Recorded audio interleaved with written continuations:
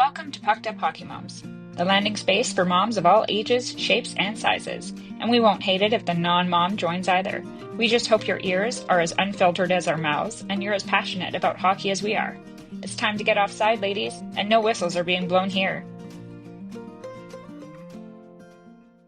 I'm your host, Amanda, and on this week's episode, we brought back Coach Phill to give you guys a little background on him and coaching. Welcome, Phill. Hi, Amanda. Thank you for having me back on the show. Now, for some reason, people enjoyed you on the show, so I figured I would give the people what they want and bring you back on here. You're welcome. I have no idea why anybody would want to listen to me again, but here I am. So, I have known you since our 19th birthday. Yes, I said our. We share a birthday, and no, we are not twins. He was born at the other end of the island, 10 minutes after I was. I am a cougar, I know. Anyway, but the listeners don't know all the things I know clearly, so give them a little bit about your background in sports. Growing up, I'm not going to lie, my parents had a few kids, so we didn't have very many options other than playing local fast pitch or baseball.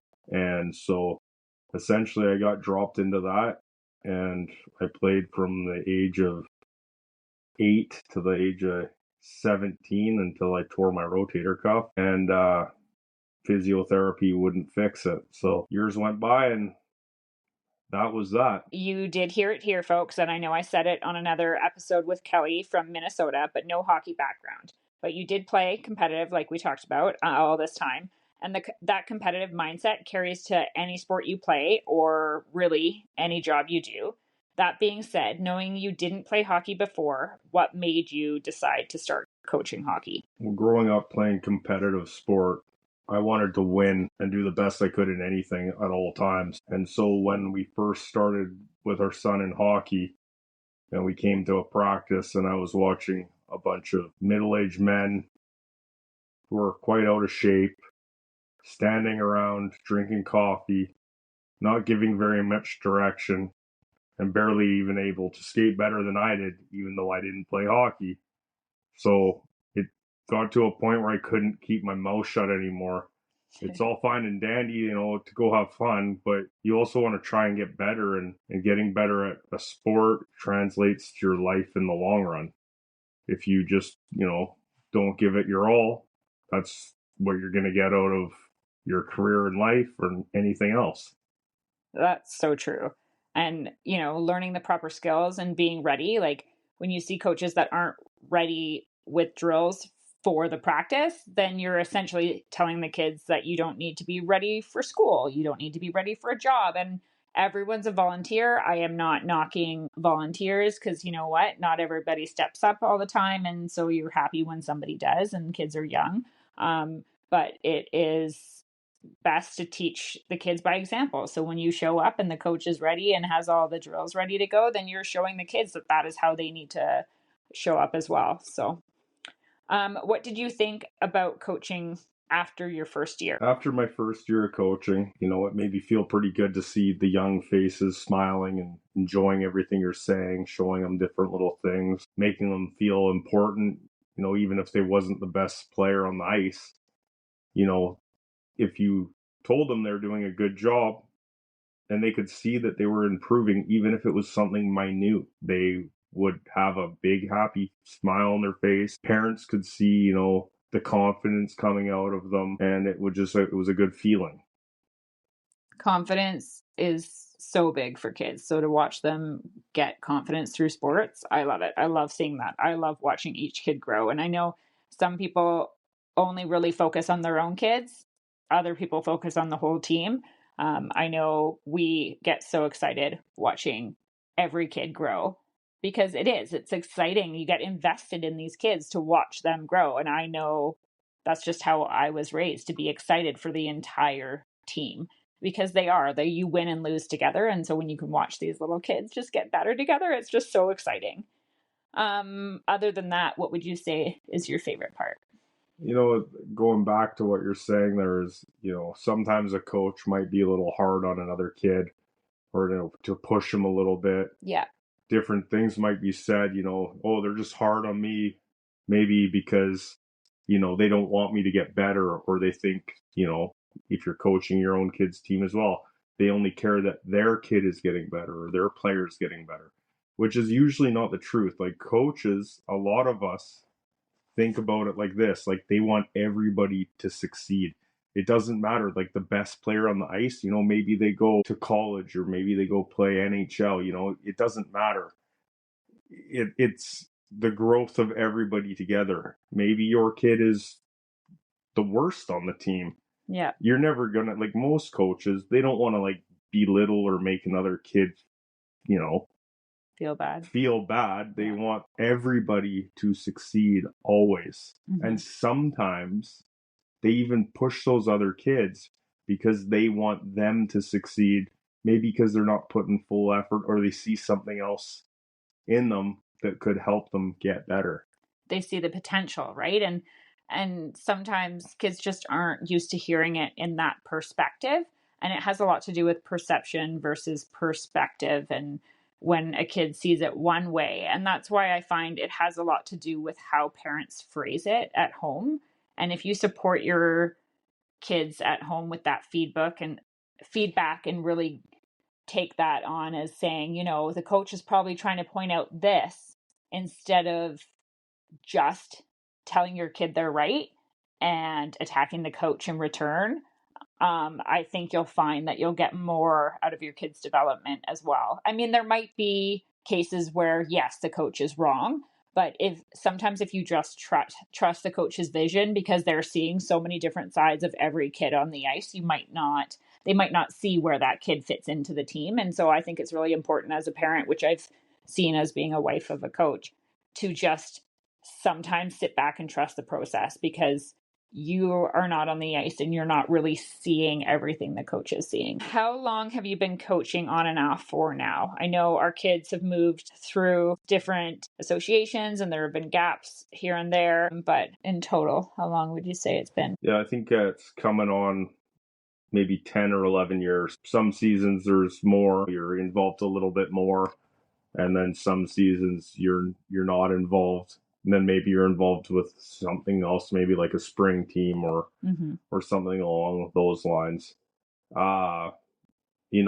Stepping away or not having that chance is a really strange feeling when you've been doing it for so long.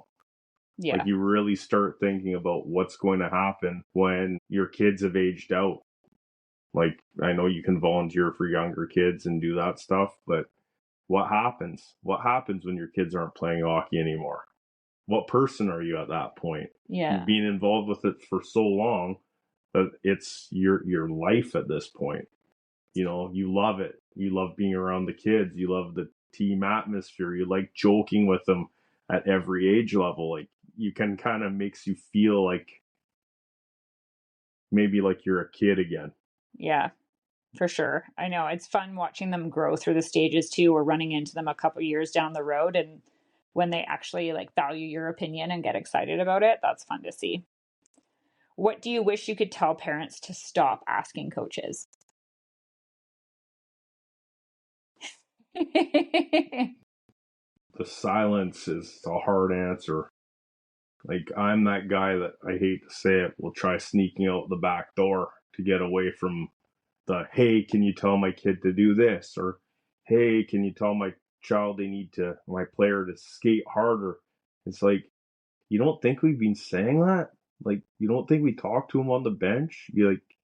We can only harp on him so much. And then if we do kind of push the boundaries, then all of a sudden it turns into a complaint down the road, or somebody's, pushing the hurt feelings button, and then it turns into a nightmare, maybe for the coach or maybe for the assistant coach or manager or association. Like it turns into a pain. Like we see what needs to happen a lot of the times. We see what kids need to work on. We see effort levels. We're on the bench hearing different things. We have to deal with different emotions. It could change at any point. Maybe they didn't log out of Fortnite till 1 a.m.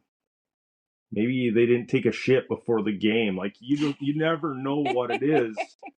we hear it. Like, one day you'll have a kid say, "Oh, my tummy hurts," or you try and make light of it. But did they tell that to mom and dad before they got there? Maybe they're sitting on the bench a little longer, taking a shorter shift because something's going on.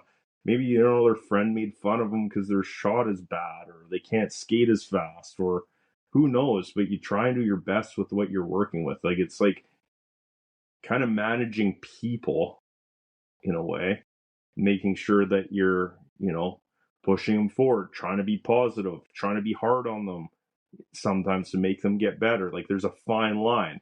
So you might get a parent that comes and tells you, "Oh, I really want you to be hard on my kid to push him."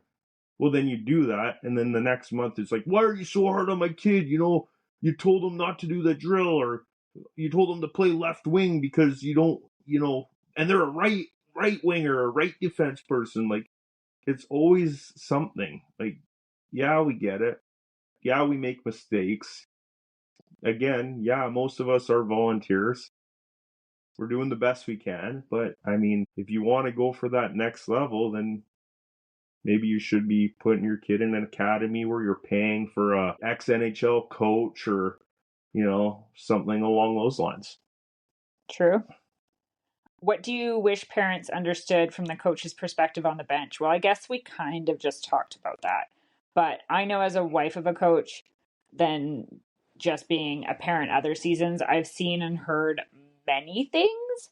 So my perspective has changed since you started coaching, but there are so many things I bite my tongue on and just wish coach families understood. And sometimes I feel like every family should at least volunteer once, or coach or assistant coach once, so they understood what the dynamics are like. But what do you wish they could see from your perspective? What I wish a lot of parents could maybe do or see is put the hockey helmet on, go to center ice, and listen and hear what the yelling from the coach actually sounds like. When the coach is yelling, "Get there," or "You got to win that," they're in the corner, there's sticks clacking, there's bodies pressing in against the glass, there's rattling gates, there's, their ears are covered with hair, sweat, ear guards, oversized jerseys, Chirping from the other team. You think my little, or the coach's little yell from the stands is actually aggressive in their ears when they're in the far corner, 50, 60 feet away? No. Yeah. They usually come back and say, "I heard you, I guess I needed to get to that corner a little bit quicker." Or, "Yeah, I should have picked up that puck and maybe, looked for that cross ice pass." Yeah. Because, like, without a little bit of direction, they don't see, like, you send them in blind, like it's a help. You watch high-end coaches, they're talking to the kids on the bench, they're yelling out on the ice, they're doing all that stuff. It is not silent. You're like conducting an orchestra, right? Like, when I've asked our kids if they can hear me, and we all know I'm loud. I know I'm loud. My kids, I know they might be attuned to my tone so they can tune it out maybe, but half the time they can't even hear me. Yeah, the parents beside me can hear me, so I always advise to never sit within a radius in front of me, but the kids can't even hear me screaming on the bench. I can hear you across the rink, but our kids have been like, "Yeah, I can barely hear him sometimes." And it's good when they get a reminder or something here and there, because half the time you'll see kids that won't change shifts and the coach is yelling at them to get off the ice and they can't even freaking hear you. So, and really, when you yell, it's never going to sound like, I don't know, let's go, sunshines and rainbows. Yeah. And, "Let's go, come over here, guys." Like, Yeah. it's gotta be loud and to the point. Like, you're not getting a full on paragraph out. You're getting like 2, 3 words that needs to be direct. Yeah. And you know what? A lot of kids that come back to the bench, they're like, "Oh yeah, yeah, that shift was long. I get it." And then you carry on, and it is what it is. Yeah.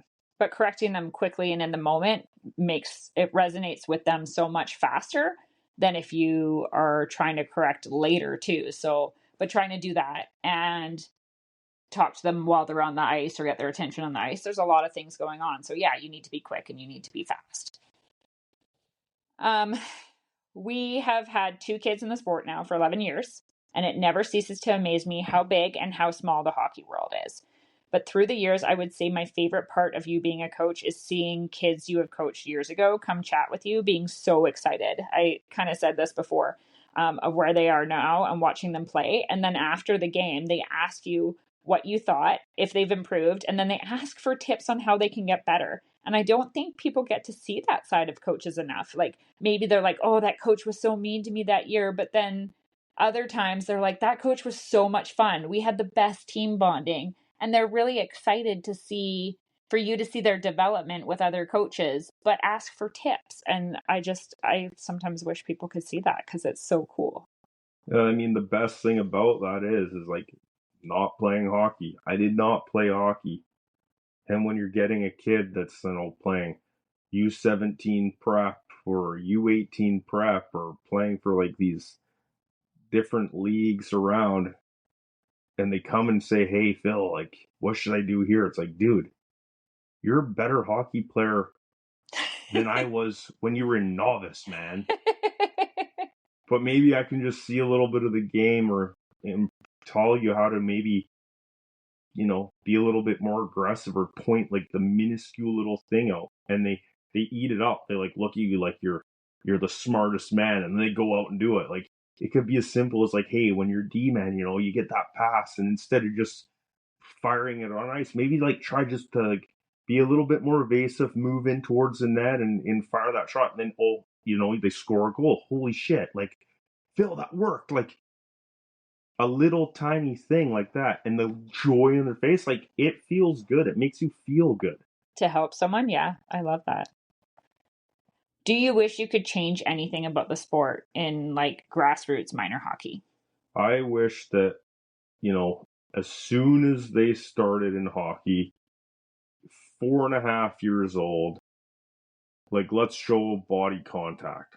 Let's teach them how to take a little bit. It doesn't have to be a big open ice blue line crushing hip check. No, I know what you mean. But let's go and let's show them a little bump. Let's show them a little bit, Angling. Let's teach them these things that make the hockey that we love to watch. Like we all love that part of the game. Yeah. Let's teach the kids how to start young so they can move through and know how to do it in every level. Yeah. Like it doesn't have to, like in house hockey, there's body contact. There is. In female hockey, there's body contact. Yeah. In every group of hockey, like you can have that body contact. Yeah. And I think I say this all the time in conversations with other people, that if they focused on contact in grassroots, like how to keep your head up and do a shoulder check in the corner. And you'll see it a lot in outside classes like power skating and stuff. But not everybody has access to that. Not everybody can do it. But I feel like if Hockey Canada, I don't know what USA Hockey does, but if they start it from grassroots up, like from the very beginning, then kids are less likely to get hurt because they know how to take the hit or anticipate the hit, angle their body rather than just turning their back and giving the numbers and hurting themselves when they're getting checked from behind because the last second they turned. Like I've seen it where every shift at the last second, a player was turning their numbers to us and then we were getting penalties, which, yeah, okay, we got a ton of penalties, but those kids were going to get hurt. And I don't know who was teaching them that, but that was a bad idea. So if they're learning from the age of 4 and up of just how to position themselves, they're not going to get hurt as much. So instead of just one body checking course before they try out for full contact hockey at U15, where inevitably somebody breaks a wrist, somebody breaks a collarbone because everyone's so excited that it's full body contact, you're less likely to see those 6-8 week injuries to a season when kids are trying to make these teams, Yeah, I'll agree with you 100% on that. Like, I think we definitely need to work on getting the kids trained on, how to protect themselves. Like the other day I was on the ice. Yeah. U15 spring hockey, playing in a competitive spring hockey team. And I said, in the corner, I was asking the three forwards there, I'm like, so I got a question for you guys. When somebody comes in, when that big 6'4" defenseman comes in and he's going to put the body on you, what do you guys do? Do you hold your breath or do you exhale when he's hitting you against the boards? And two of the kids looked at me like, I've never been asked this question before. And one of the kids said, well, I think you exhale. And I was like, well, why would you exhale? Like, if you held your breath, what would happen? And you get crunched and it hurts more. So, like, U15 has played rep hockey for like 8 years. For quite a few years. 9 years, yep. And they didn't know the answer to that. Like, that, it's pretty simple. Like, let's have this conversation. Like, you're going to get hit. It's like physics or whatever. You know, like, exhale. And you won't hurt as much when you're getting hammered against the boards. Yeah, because sometimes if they get hit and their lungs are full, that's when you're going to get that pressure up into your clavicle and pop, there goes the collarbone, right? Like, I'm not a doctor, but I'm not a doctor either. Pressure and force, something's going to happen. Yes, it's like when you are holding your breath so hard when you take a poop and the blood vessels go in your eyes, or you're holding your breath so hard when you're squatting, and it's the same thing. It's called Valsalva's effect. I remember these things, but it's the blood vessels are blowing in your eyes. The same goes for other forces in your body when you're taking a hit. If you're holding your breath, that pressure has to go somewhere, and you don't want that to go into a break. So breathing out, right? Relaxing, but also how to anticipate it and how to angle it. So that's a good tip, and also a little scary, but they should be taught this. So people always assume we are slave drivers on our kids. I mean, sometimes I feel like we are, but so I might as well get your take on this while you're here. Do you offer your kids, our kids, a choice on all the extras, or do you just sign them up and expect them to do everything you set them up for? I would rather go fishing. That's true. But, you know, you do stuff for your kids. They ask. Like, we always find a way. Like, hey, I want to do power skating on Monday night. Somehow we find a way. Hey, I want to do a spring team. Somehow we find a way. Yeah. Hey, I want to be on a second spring team. Oh, shit.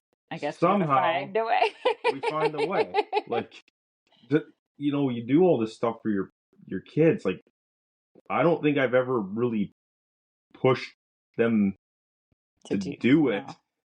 They've asked, and then maybe a early morning, it's like, hey man, I didn't take a shit this morning, and I don't really want to go out. And it's like, well, you have a commitment. Like, too bad. There's still, you made the commitment to go. You asked to go, and it's maybe only a few times that's even happened. But usually after they're like, yeah, you're right. Let's go. I'm ready to go. Let's go. Yeah, that's different. Like, I mean, when they ask to do something, we're always like, okay, but if you're going to commit to this, you have to finish it.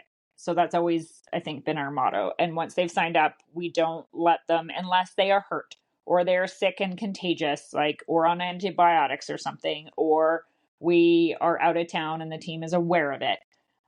We typically try really hard, or like our power's gone out and a tree's blocking and our alarm hasn't gone off and we're late. But that's very unusual. We'll make them finish what they've started, but it's very rare. So if they've asked to sign up, then we typically do. But half the time I'm trying to convince them not to do something because I want to do something other than that.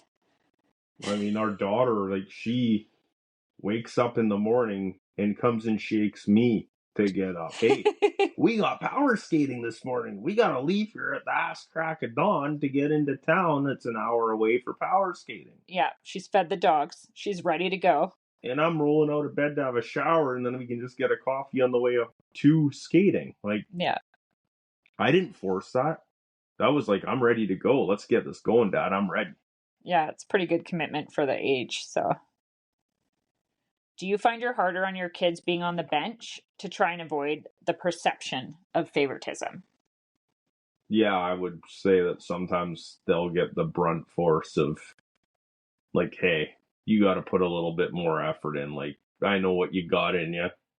I know what you've had for breakfast. I know you've had your morning shit. I know everything about your day. Is everything about the morning dump? Yeah, there's usually 90% of the time. That's why they pay play poorly is because they didn't take their. Is that only because that's your methodology? Because I feel like maybe we should not concentrate so much on the morning dump. Yeah, I'm bringing it up just like the time you said dust, like, and the words and not knowing that the word was a thing and saying something wrong. I'm calling you out right now for talking about poop too much. Oh yeah, I'll try and Yeah. not. We can't make it through a family meal without talking about poop, and I'm gonna say that right now. Yeah, I'm not editing this out either. You're welcome. Oh yeah. Okay. Do you think it works, or do people still think you give your kids special treatment? I think people will always think the coach gives their kids special treatment. No matter what you do, you know, you're harder on them, you're softer on them. I think no matter what you do, the parents will always think that a volunteer coach is going to give their kids special treatment. I never really operated like that. You know, my kids would sometimes be like, hey, you know, why didn't I get an MVP in this tournament? Or why didn't I get the digger? And, you know, maybe I should have given it to them. But it's always in the back of your mind when you're looking up the stands, what is everybody going to think of you if that happened? Yeah. So it kind of probably sucks for your kid when you're coaching them. I mean, they get the good and the bad, but sometimes a lot of it is the bad. Yeah, I was going to say, how do you think your kids would answer that question? I mean, I know how they would answer that question, seeing as they tell me, but seeing as I always hear secondhand crap around the rink, that's why I was trying to see your your take on it. I think the kids would say that I do not give them any special treatment. Fair. At all. Zero. They would say that I ride them harder, yell at them more, and tell them to get their way louder than anybody else on the ice. But really, it's the same. They just think it's different. Yeah, that's true. How much do you miss coaching our son now that he doesn't live here and isn't in minor hockey? It was bittersweet to see him go on from minor hockey. You know, he worked hard to get there and move ahead. It made me feel good that I was able to be on the journey with him. And I'm really proud of where he's gotten. And I think, you know, he has a lot to give and to carry on. Like I can say I'm very proud of him. But do you miss coaching him? I miss coaching him. I can honestly say I do miss that. Yeah. How hard is it to sit in the stands the seasons you aren't on the bench? I think we kind of touched on that a little bit, but it makes me go haywire. And it's not that the coaching that's out there isn't good. It's just not great. I can laugh about it. But like, there's always like you can joke and you know, but there's things that you see or you know, you're wondering why they don't tell them this or that, and it's like every coach is doing the best they can, so you kind of have to bite your lip a little bit, but you know. And everybody just thinks that they do things better. Yeah. And it's hard to not be a control freak. Part of the competitive nature, I think it is. It's just hard to sit on your hands. Yeah, it's hard to sit on your hands, and if you're able to help, why you wonder sometimes why, you know, why wouldn't they take your help that year? You know, yeah, it's a strange feeling. That's fair. What do you wish you knew before you started coaching? How much time commitment it is.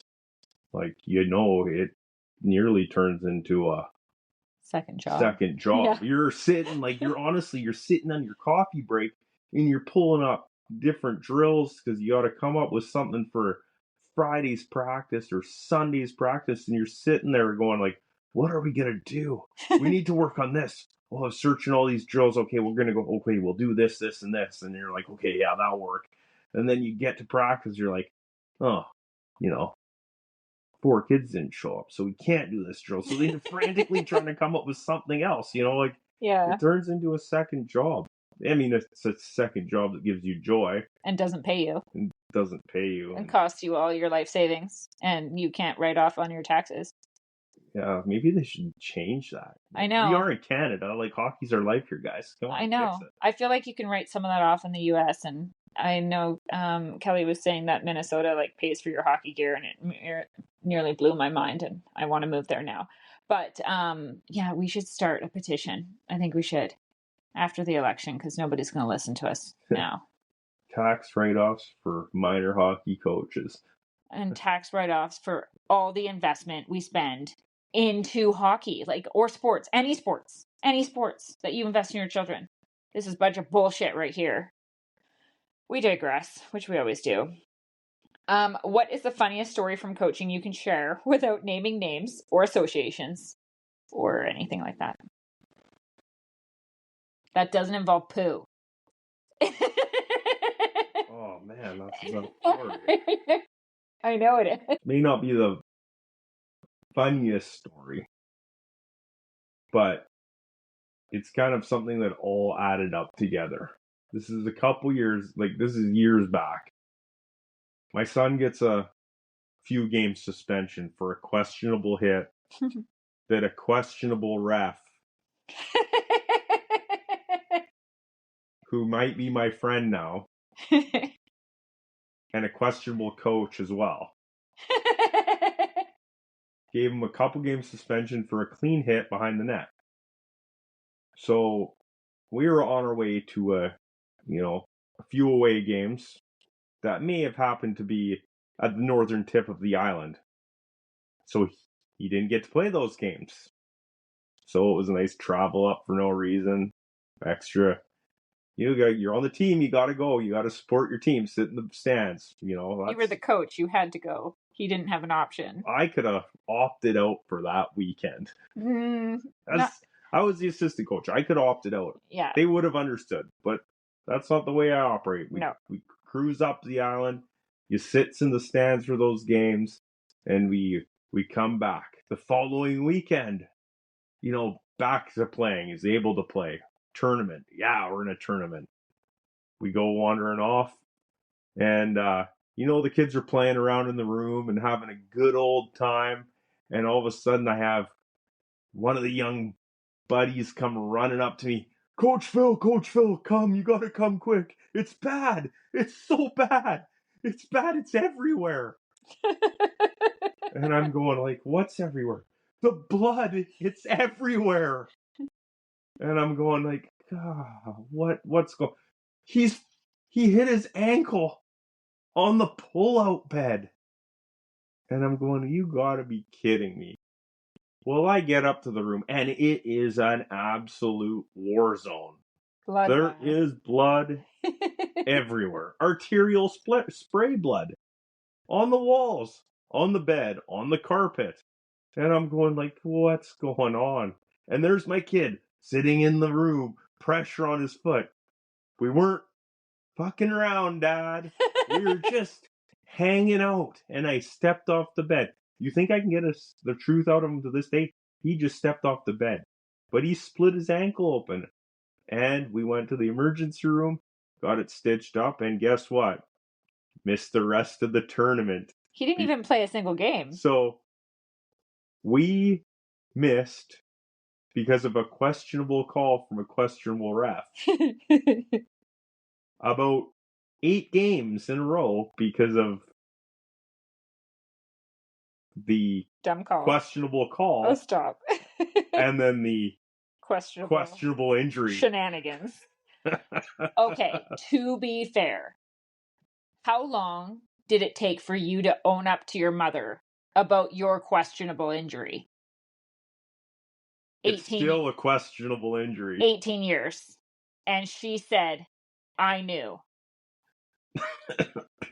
So, if he's anything like you, you might find out in 13 more years. I'll be asking him in 13 years, how did you actually split your ankle open?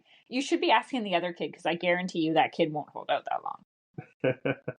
Anyway, it wasn't a really funny story. I mean, there's other ones, but, certain things, you hear things from kids, you can't really say it out loud. Definitely can't say it out loud. You just kind of sort of snicker, and it is what it is.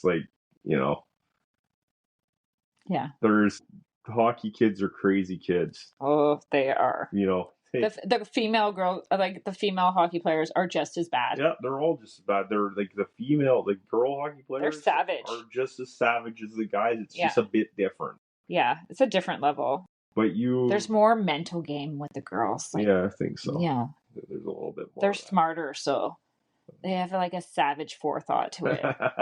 The boys, they're a little dumber at that age because the hormones are still like all over the place. Girls are way more savage.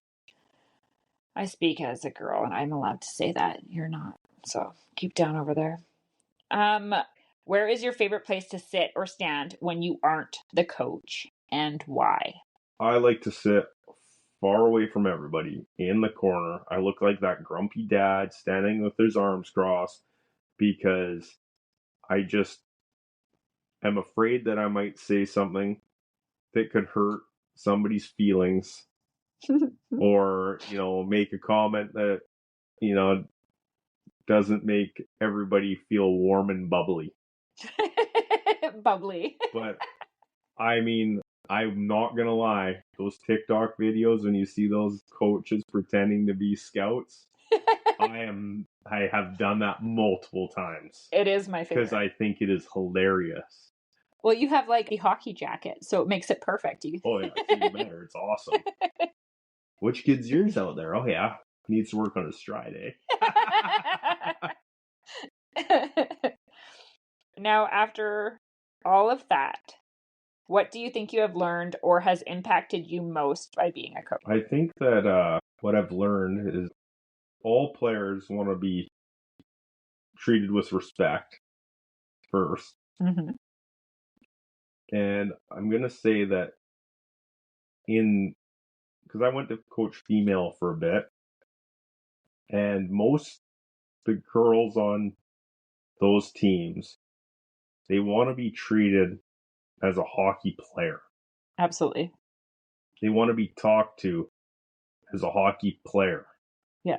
And I feel that a lot of parents in like female sport, they don't understand that their kid wants to be talked to just like a regular hockey player, not like they don't want their gender to be the focus. They don't want their gender to be the focus, and I think that it's like we're regressing. Yeah, like we talk about being equality and all this stuff, and I think that when you go and you coach those leagues, like the players there, they want to just be treated like a player. Yep. Like it doesn't matter that they got pigtails or long blonde hair or long red hair or whatever. You have boys that wear pink helmets with like crazy stuff too. It doesn't matter. Every kid just wants to be treated as equal, and the gender should not matter. That's how I feel, and I think the kids do too, because when I talk to the kids, they just want to be out there and they just want to be skating.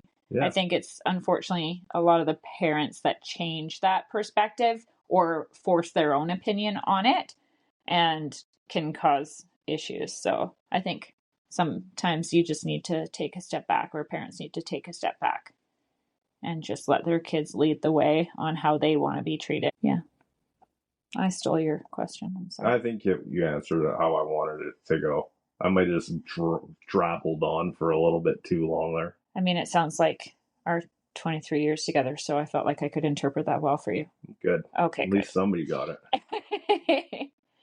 Did I ask you last time who you would choose, a parent or athlete, if you could talk to any professional sports player when we did the gear guide, or no? I don't remember. To tell you, like, I would talk to a professional athlete's parent. I would talk to, this sounds funny, I would talk to Conor McGregor's parents. Yes. I mean, that. They were a family with no wealth. Yep. They were a family that supported them to a degree. Yep. And, he might be not seen as the best person in the world because of whatever things have happened now. But he came from absolutely nothing, from eating like canned ham. Yeah. Spam. And just, work ethic. You can it doesn't matter about anything other than effort. You can do anything you want with effort. And I think his parents must have taught him something right. Like, Yeah. if we could learn from that and, see how they go, like, that's the person. I think those are the people. His mom and dad, Conor McGregor's mom and dad. Yeah. I'd like to hear what they said, how they influenced their kid. Like, what did they say to him? Yeah. Like, how was Sunday dinners like with the McGregors? Yeah. Was it like Sunday dinners with the Wades? Oh my God. We could have our own reality show with Sunday dinner with the Wades. Yeah. We've mentioned that before, but I don't know who. I think we would get canceled only because we're crazy. Thank you for letting me force you on the show again to show the Phil behind the coach. I did my best to answer as well as I could. I'm a bit of a hillbilly, so. Well, apparently, some people like to listen to your hillbilly talk all day long. Well, I guess I got a voice of an angel. That's awesome. Well, people, stay loud, stay proud, and stay awesome. Thanks for tuning in today, and we appreciate you listening. Catch us next week for another mix of hockey tales, tricks, and/or tips.